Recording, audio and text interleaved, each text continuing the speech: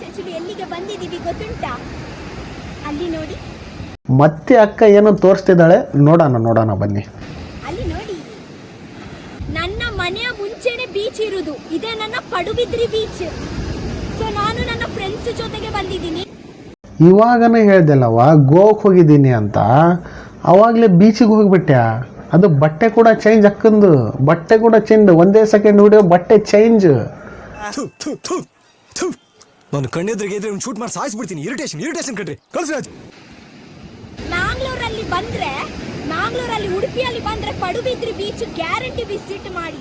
ಒಂದು ನನ್ನ ಪಡುಬಿದ್ರಿ ಬೀಚ್ ಒಂದು ಚಂದನೆ ಬೇರೆ ನೋಡು. ಅದಕ್ಕೋಸ್ಕರ ನಾನು ಅವಾಗಲೇ ಹೇಳಿದೆ, ಸೌಂದರ್ಯ ಅಲ್ಲಿಲ್ಲ ಇಲ್ಲಿದೆ, ಗೊತ್ತಾಯ್ತಾ? ಒಂದು ಪೊರ್ಲೆ ಬೇರೆ, ಎಲ್ಲಿ ಸಿಗಲ್ಲ ಅದಲ್ವಾ? ಆಕ್ಚುಲಿ ನನ್ನ ಫ್ರೆಂಡ್ ಬ್ಯಾಂಗ್ಳೂರಿಂದ ಬಂದಿದ್ದಾರೆ ಪಡುಬಿದ್ರಿ ಬೀಚ್ ನೋಡ್ಲಿಕ್ಕೆ. ಅಷ್ಟು ಚಂದ ನನ್ನ ಪಡುಬಿದ್ರಿ ಬೀಚ್. ಎಲ್ಲಿ ಸಿಗಲ್ಲ. ಅಕ್ಕನ ವಿಡಿಯೋದಾಗ ಸಿಗೋದು ಎಲ್ಲ ಖಾರ ಮಿರ್ಚಿ ಸಕ್ರಿ. ನಮ್ಮ ಬಿಗ್ ಬಾಸ್ ಸುದೀಪ್ ಸಾರ್ ಕೂಡ ಫ್ಯಾನ್ ಆಗ್ಬಿಟ್ಟಿದ್ದಾರೆ ಅಕ್ಕನ್ ಫಿಶ್ ಸಾರ್ ನೋಡಿ. ಇದೊಂದು ಬದುಕಿ, ಇದೊಂದು ಜನ್ಮವೇ, ಎಂತಹ ದುರ್ವಿಧಿ, ಇದೆಂತಹ ದುರ್ವಿಧಿ. ಇವತ್ತು ಹೋಗಿ ಆಕ್ಚುಲಿ ನನ್ನ ಪಡುಬಿದ್ರಿ ಬೀಚ್ ಒಂದು ಸೀಕ್ರೆಟ್ ಅಂತ ಗೊತ್ತುಂಟಾ?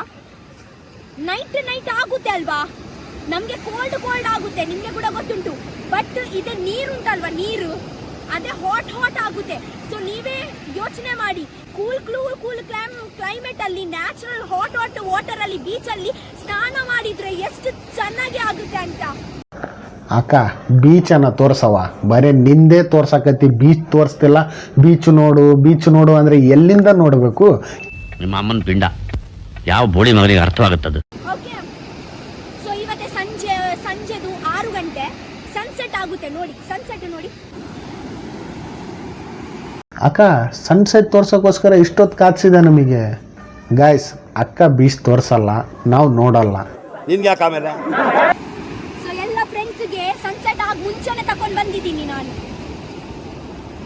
ಬೀಚಲ್ಲಿ ಹೋಗನ್ವಾ? ಹಾ, ಬನ್ನಿ.